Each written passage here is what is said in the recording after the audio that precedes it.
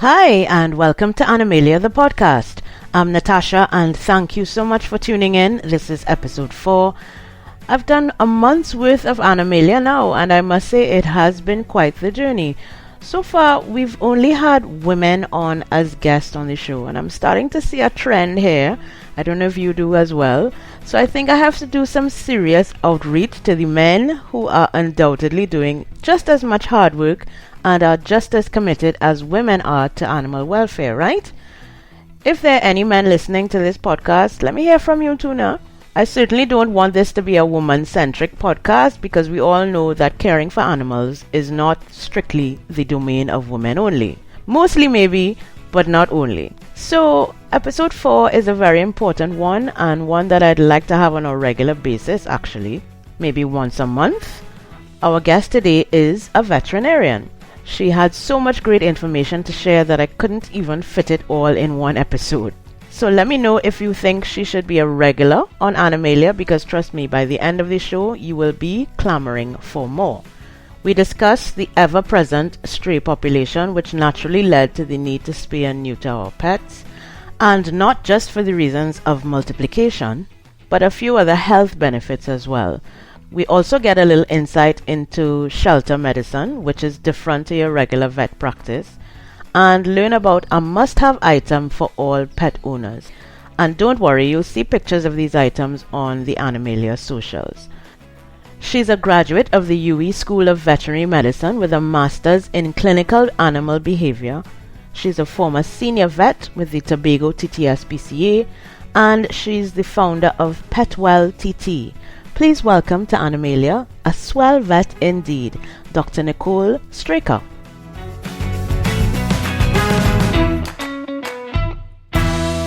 I'm here with Dr. Nicole Straker of Swell TNT. Thank you very much for joining us on Animalia. Thank you for having me. This is the first time we're meeting, so start by telling us how you got into the field of veterinary medicine. So I've been a vet since 2013. I went to UE School of Veterinary Medicine.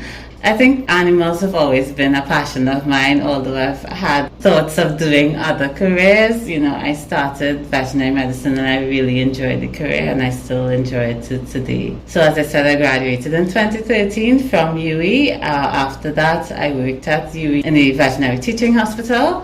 And then I went to England, did a master's in animal behavior, clinical animal behavior, and then came back to Trinidad and Tobago, where I worked at TTSPCA Tobago for about the last 4 years as their senior veterinarian. And now I'm in Trinidad operating as Swell TT, which is a mobile veterinary clinic. And I offer services from West Trinidad up to East to about Arima, and sometimes in Central as well. Essentially, Swell was born around the time of, COVID and quarantine lockdown. Of course, there was a bigger need for house visits and home visits because a lot of people could not have left their homes, and also because many clinics were closed to the public or only offering emergency services. So there Swell was born. So basically I'm now serving the community as much as possible, wherever, whether it's an emergency or a scheduled visit. Swell is there, and if you need to contact Swell, our number is 703-0157, or we can be found on Facebook and Instagram at Swell TT. Tell us a bit about that experience in Tobago, because we know the TSPCA is known for, providing the kinds of services related to animal welfare that are so necessary, but they are woefully underfunded and under-resourced, as we all know. So what made you decide to take that route as opposed to starting your own business at that point? I think essentially, having done a master's in animal behavior, I think I wanted to implement that into shelter medicine a bit, and working at an animal shelter where a lot of the animals are neglected and depressed, quote unquote, working with them in that capacity has been really helpful. So I kind of wanted to do that. And being there as a senior vet, it also gave me a lot of business management experience and so on as well, and gave me a lot of surgical experience because so many animals to space, so many animals neuter. And as you said, resources are limited there. So coming from a setting of working in the School of Veterinary Medicine to going in a setting of working in shelter medicine, it's a big contrast, and you learn about conservation, you learn about doing the best with what you have, what limited resources you have. So essentially, I just felt that I wanted to experience that and give back as well to animals, definitely. Right. So you just mentioned shelter medicine. Can you explain a little bit about how that is different to a regular vet practice? Okay, so when you're dealing with shelter medicine, it's not about the individual animal always. You have to take into consideration all of the other animals that are there as well. You have to take into consideration biosecurity, meaning things coming into your shelter, whether it's on the bottom of somebody's foot or whether it's in an animal they bring in, right? And then you have to think about conservation, because while one person that owns a pet may have thousands of dollars to spend, we have $100 for this dog. So it's a contrast. While there are a lot of similarities, there are things that, contagious things especially, you are limited in what you can do for those animals because you can't bring them in and then you have to treat the entire shelter, you know? Yeah, so that is a challenge. I think, as you probably know, we don't have enough shelter space in Trinidad and Tobago. And our stray population is out of control. Is there any point you want to make about that? Well, I mean, you say we don't have enough shelter space, but enough is relative. So if it is, we did better to control our overpopulation of animals, then there would certainly be enough shelters. But currently, there's so many people that are against spaying and neutering, but at the same time, they don't want to look after the offspring of their dog. So the dog makes puppies, they kick out the puppies, or they give away the puppies, and those puppies make puppies. And when I was with TTSPC, I did this graphic for them, which shows basically a pair of dogs within 6 years, their offspring, their offspring's offspring, it can easily multiply from a pair of dogs to 62,000 dogs. And with cats, from a pair of cats to 420,000 cats, because cats come into heat more often than dogs do. Can you imagine those numbers just multiplying? And of course, it's not going to be that specific number because, okay, maybe some litters are going to be 1 puppy, some litters are going to be 11. Of course, you're going to have some animals that die from exposure, from traffic, from whatever the case might be, poisoning, unfortunately. So that brings down the numbers, but not by that much. You know, you might cut out, 10% of that number. So can we manage, from a pair of animals, 50,000 animals down the road? No.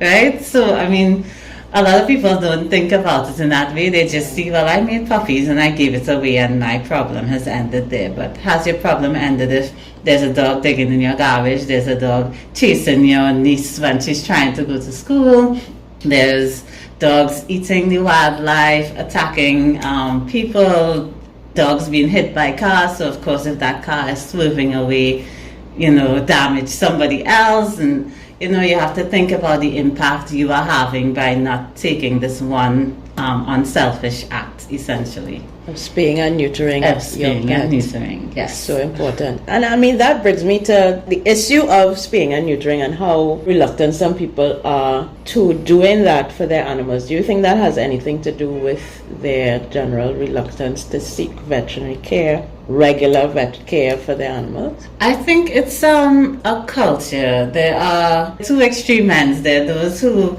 they are very serious about spaying and neutering, and they're going to have their animal done by the time they're 6 months old. And then there's the other extreme end that is basically, let them do what is natural, you know? So those are the extreme ends. And of course, money is a factor that affects which end of the spectrum you're on. But there are many free spaying and neutering programs. There are many low-cost spaying and neutering programs.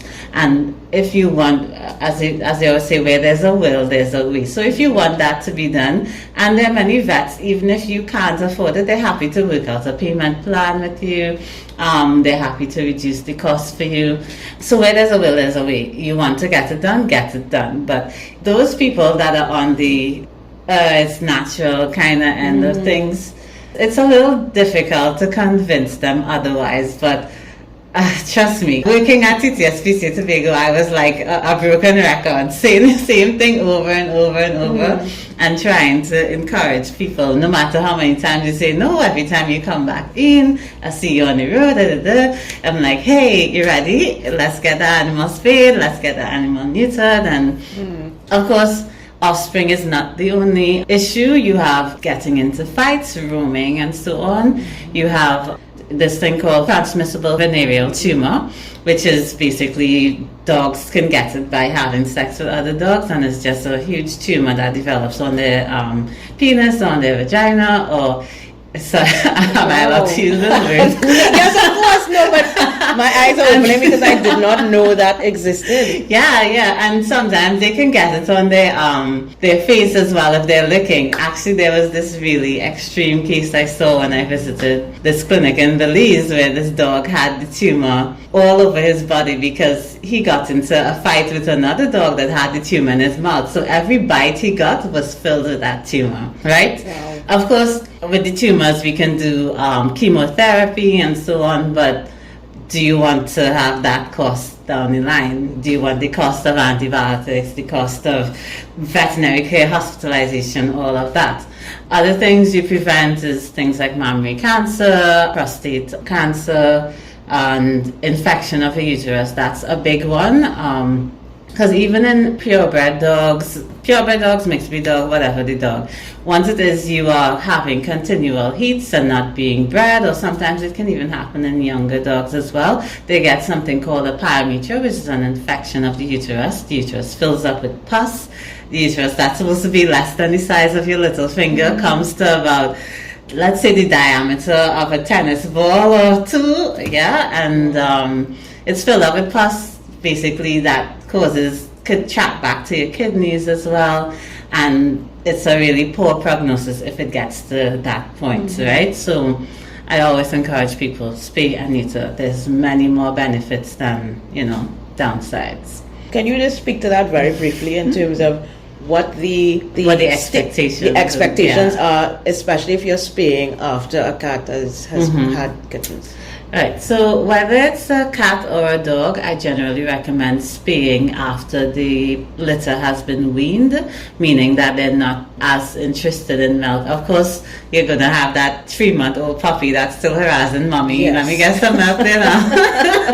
Right, but we encourage them to separate at least a week after surgery. So if your animal has been weaned, they're fine with eating food and they're okay with that separation. Yeah. Essentially, because of where the incision is, sometimes when they're trying to get at the nipples, they interfere with the incision, and you can get it opening back, or you can get bruising around it, you can get infection around it. Yeah. With cats, you can actually spay them on the side, which is away from where the mammary glands would be, and you might have less complications with that. You can do it in dogs as well, but the more common thing or the preferred way is to do it on the midline under their belly.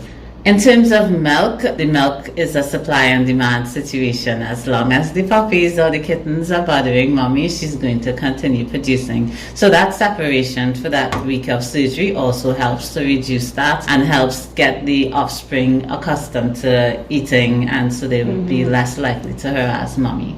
I read somewhere that her body is actually producing milk to sustain the kittens, not necessarily herself, so it's drawing on her body fat reserves to produce the milk. That's true? Yes, so essentially that is why we generally recommend increasing the nutrition of your animal in that period of pregnancy and lactation, because they're going to have higher demands. They're not feeding one, they're feeding them plus whoever else, right? Yes. And it starts from even before making the offspring, because at that time their abdomen is becoming filled with offspring, they're not going to be able to eat as much. So I generally recommend putting the animal on either puppy or kitten chow.